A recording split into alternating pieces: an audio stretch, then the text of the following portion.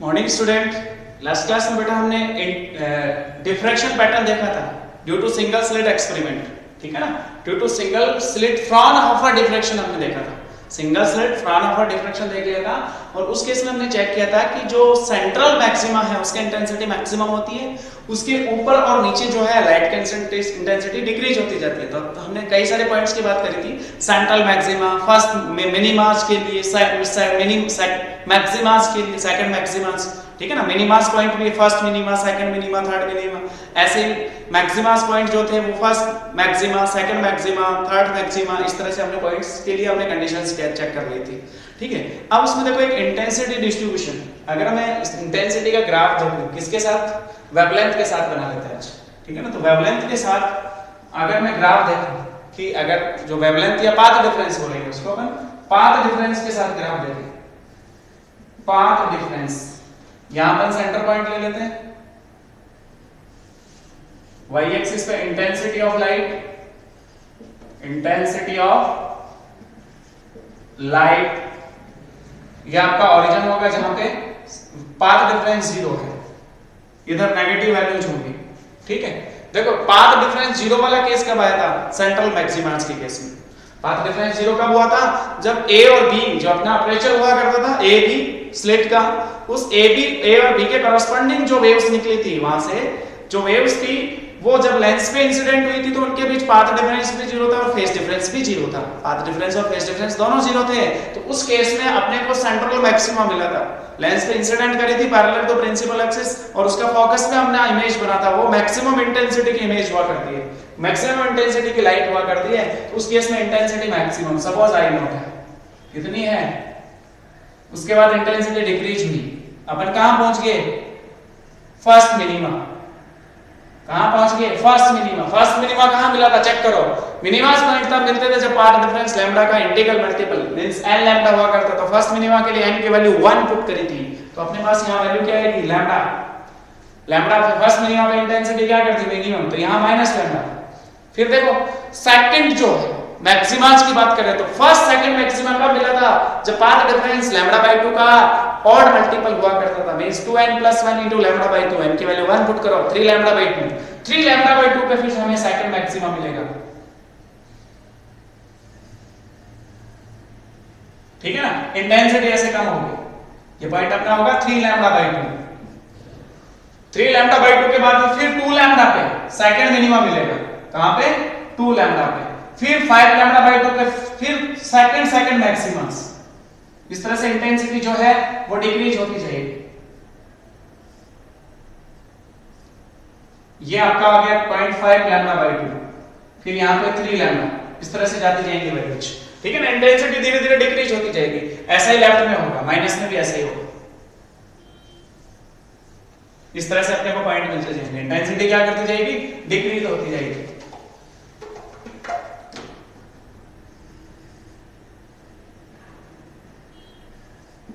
इस तरह से डिक्रीज होती जाएगी। ये वाला पॉइंट होगा -3 λ/2 पे सेकंड मैक्सिमा, ठीक है ना। फिर सेकंड मिनिमा -2 λ, -5 λ/2 और फिर ये -3 λ।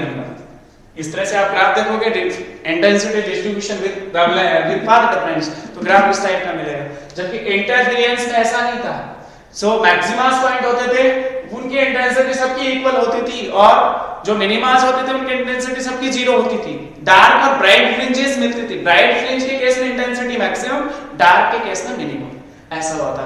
तो इसके बेसिस पे अपन डिफ्रैक्शन और इंटरफेरेंस में डिफरेंस बताएंगे, ठीक है ना। आप नोटबुक में खुद लिखोगे। पहला डिफरेंस मैं बताता हूं कि जब इंटरफेरेंस पैटर्न देखा था तो हमारे पास दो लाइट सोर्सेज से दो वेव्स मीडियम में प्रोपोगेट होके सुपर इंपोज हो रही थी, उसके सुपर इंपोजिशन से हमें इंटरफेरेंस पैटर्न मिला था। जबकि डिफ्रैक्शन में एक ही लाइट सोर्स से मिलता है, अपने पास light source single light source होता है, उस सिंगल लाइट सोर्स के लाइट सोर्स से हमें डिफ्रैक्शन पैटर्न मिलता है। एक चीज फर्स्ट ये है कि एम्पलीट्यूड और फ्रीक्वेंसी, इंटरफेरेंस पैटर्न के लिए एम्पलीट्यूड और फ्रीक्वेंसी ऑफ 2 और मोर देन 2 वेव्स जो सुपर इंपोज होती है उनकी इक्वल होनी चाहिए, जबकि डिफ्रैक्शन में ऐसा नहीं होता। सेकंड थर्ड आप ये इंटेंसिटी वाला ही बता दो। उस केस में जो मैक्सिमा और मिनिमा मतलब ब्राइट और डार्क फ्रिंजेस मिलती थी, ब्राइट की सब जितनी भी ब्राइट फ्रिंज होती थी उनकी सबकी इंटेंसिटी सेम और डार्क की सबकी सेम 0। जबकि इसमें ऐसा नहीं है, आपकी इंटेंसिटी धीरे धीरे क्या होती जा रही है, डिक्रीज होती जा रही है। सेंट्रल पे मैक्सिमम है, उसके बाद डिक्रीज होती है। थर्ड, ये तीसरा अंतर हो गया। फोर्थ देखो पाथ डिफरेंस वाला। जब हमने इंटरफेरेंस में देखा था, कंस्ट्रक्टिव इंटरफेरेंस के केस में पाथ डिफरेंस लैम्डा का इंटीग्रल मल्टीपल होता था, मतलब n लैम्डा के केस में अपने को कंस्ट्रक्टिव इंटरफेरेंस मिलता था। कंस्ट्रक्टिव इंटरफेरेंस के केस में पाथ डिफरेंस n लैम्डा होता था। जबकि देखो इन डिफ्रैक्शन पैटर्न में मिनिमास के लिए पाथ डिफरेंस n लैम्डा बोलने पर मिनिमास पॉइंट्स के लिए पाथ डिफरेंस n लैम्डा होता है। तो इसमें पाथ डिफरेंस रिवर्स हो गया। इस तरह से अपन 4-5 डिफरेंस जो है इंटरफेरेंस और डिफ्रैक्शन में लिखेंगे, नोटबुक में लिखना है आपको, ठीक है। ये मैंने एक्सप्लेन कर दिया। अगला टॉपिक है अपना width of linear width of central maxima और angular width of central maxima. ये जो सेंट्रल मैक्सिमा अपना ऐसा बन रहा है, ठीक है ना, ये जो पैटर्न बनता है, तो ये विड्थ मेजर करनी है मुझे। ये टोटल विड्थ कितनी होती है वो हमें फाइंड आउट करनी है। अगला टॉपिक बहुत इजी है, बुक में नहीं है टॉपिक जो हम डिस्कस करने जा रहे हैं, बट उससे रिलेटेड न्यूमेरिकल हमें डिस्कस करने होंगे, इसलिए अपने को वो डिस्कस करना पड़ेगा, ठीक है ना। देखते हैं विड्थ ऑफ सेंट्रल मैक्सिमा। आसान टॉपिक है, इजी है, बस थोड़ा सा समझना है। बुक में नहीं है बट एग्जाम में पूछा हुआ है और न्यूमेरिकल पूछ लेता है उससे, इसलिए अपने को इसको करना जरूरी है। Width of central maxima topic है आपका width of central maxima.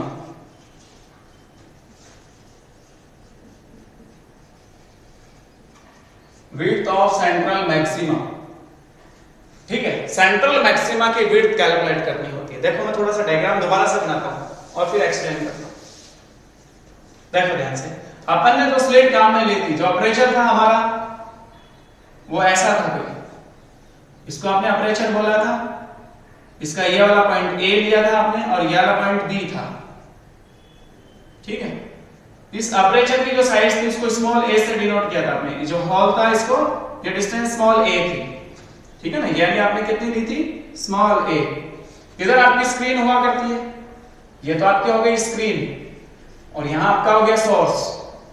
Source और स्क्रीन के बीच के डिस्टेंस हमेशा कैपिटल है, चाहे हम इंटरफेरेंस पैटर्न करें चाहे डिफ्रैक्शन पैटर्न करें, ठीक। एक वेव सपोज सेंटर से पास हुई ऐसे,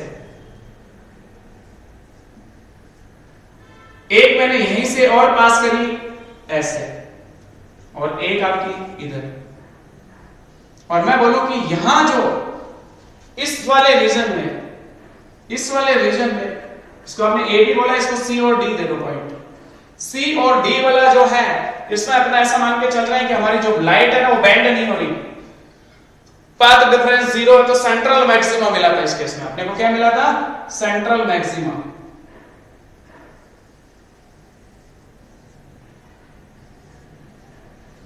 और ध्यान से देखो, पॉइंट सी और पॉइंट डी पे हमने मिलेंगे फर्स्ट मिनिमस। पॉइंट सी और डी क्या होंगे, फर्स्ट मिनिमस। तो फर्स्ट मिनिमस के बीच की जो डिस्टेंस होती है उसको विड्थ ऑफ सेंट्रल मैक्सिमा, ये आपकी लीनियर विड्थ होती है। ये आपकी क्या होती है बेटा, लीनियर विड्थ, जो हमें कैलकुलेट करनी होती है सी और डी के बीच के distance. The distance between first two minimas, sorry first minimas, the distance between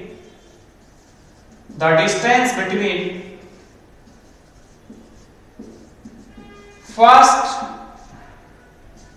two minimas, ठीक है ना। ये फर्स्ट मिनिमा सेंटर से नीचे की तरफ, ये फर्स्ट मिनिमा सेंटर से ऊपर की तरफ। तो फर्स्ट टू मिनिमस के बीच के distance, the distance between first two minimas is called linear width of central maxima, is called linear width of, और लीनियर डिस्प्लेसमेंट भी बोलते थे इसको, linear width of central maxima.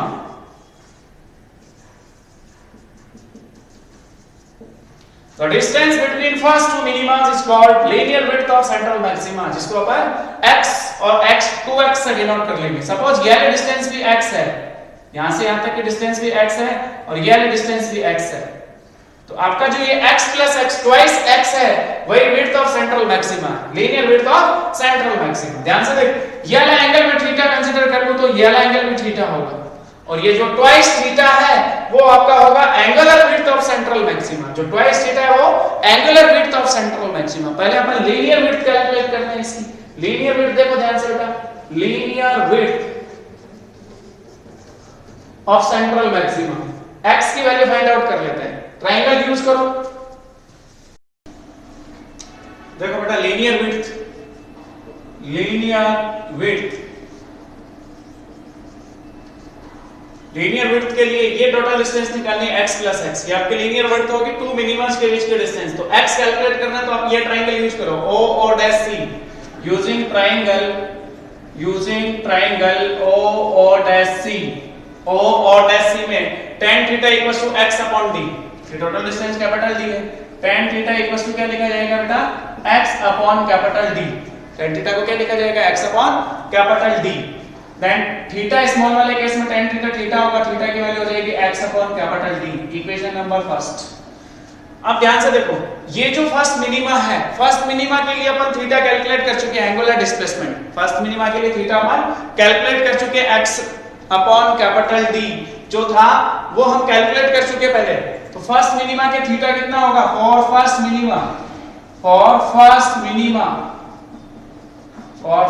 Minima theta equals to lambda upon a। Lambda upon a equation number 2।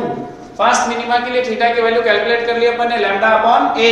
कैसे आया था, first minima के case में पाथ डिफरेंस लैम्डा हुआ करता था, lambda equals to a sin theta, और फिर a को अपॉन पे लिया, lambda upon a equals to sin theta. Theta small वाले केस में sin थीटा को थीटा लिखा, then theta equals to lambda upon a। अब ध्यान से देखो, इन दोनों को कंपेयर कर लो using equation first and second. तो x upon capital D equals to lambda upon a। x की वैल्यू कितनी आ गई, lambda capital D upon small a। Equation number 3। ये तो अपना x है, मुझे तो 2x चाहिए। लीनियर विड्थ कितनी है total, so linear width for central maxima twice x equals to twice lambda capital D upon small a। Equation number 4। Equation number 4 ये वैल्यू आ गई। अब अपने को कैलकुलेट करनी है एंगुलर विड्थ। अपने को क्या कैलकुलेट करनी है बेटा, एंगुलर विड्थ। एंगुलर विड्थ देखो, एंगुलर विड्थ का मतलब ये वाला टोटल एंगल ट्वाइस थीटा ये कैलकुलेट करना है। देखो थीटा की वैल्यू आपके पास x अपॉन d, तो twice x upon capital D, और अब ट्वाइस x की वैल्यू आपके पास twice lambda upon d into a upon a। Then twice theta आपका एंगुलर विड्थ आ गया twice lambda capital D upon small a upon capital D। b से d cancel हो गया, ठीक है।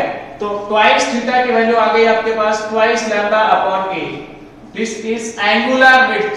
Equation number 5। इक्वेशन नंबर 5 जो है वो आपकी क्या है, angular width twice lambda upon a, ठीक है।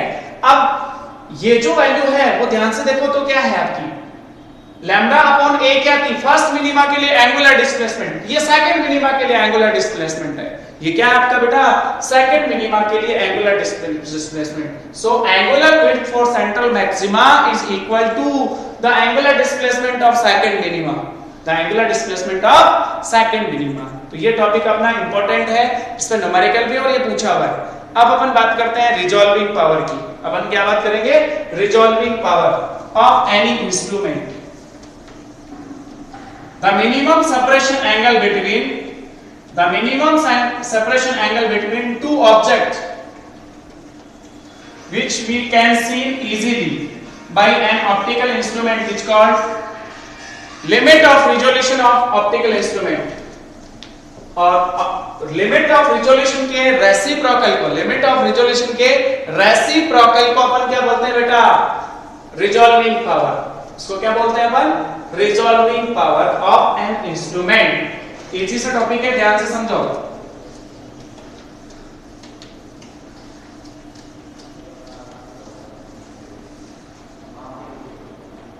Resolving power,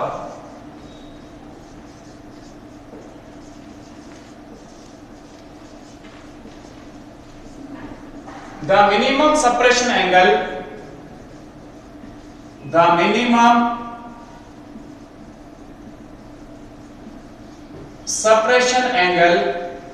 the minimum separation angle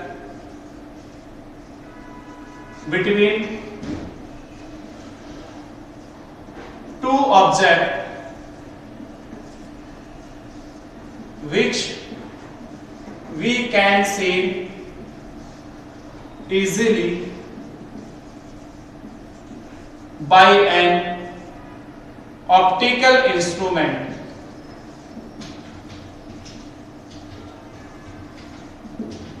is called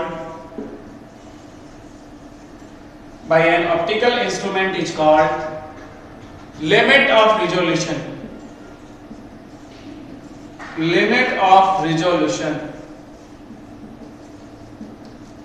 The reciprocal of limit of resolution is called resolving power. Then resolving power का formula क्या हो जाएगा? Resolving power equals to 1 upon limit of resolution.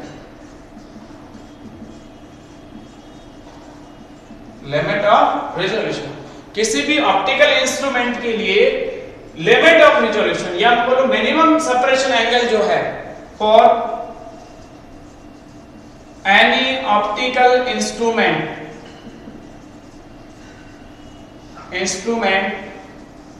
Separation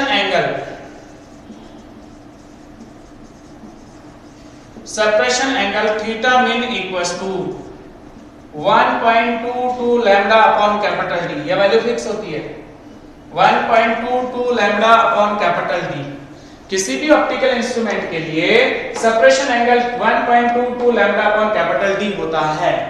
अब देखो जैसे अपन को telescope के लिए सेपरेशन एंगल कैलकुलेट करना है या रिजॉल्विंग पावर निकालनी है फॉर टेलीस्कोप के लिए निकालनी है. टेलीस्कोप से बेटा आपको पता है कि अपन लार्ज डिस्टेंस पे जो बड़े बड़े ऑब्जेक्ट होते हैं उनकी इमेज देखनी होती है तो टेलीस्कोप काम में लेते हैं. और जैसे मैं बोलूं कि दो स्टार के बीच की डिस्टेंस, दो स्टार S1 व S2 के बीच की डिस्टेंस सपोज L है और जो टेलीस्कोप है अपने पास उससे इनकी डिस्टेंस स्मॉल d है. मान लो टेलीस्कोप यहां है तो ये जो डिस्टेंस है वो स्मॉल d है.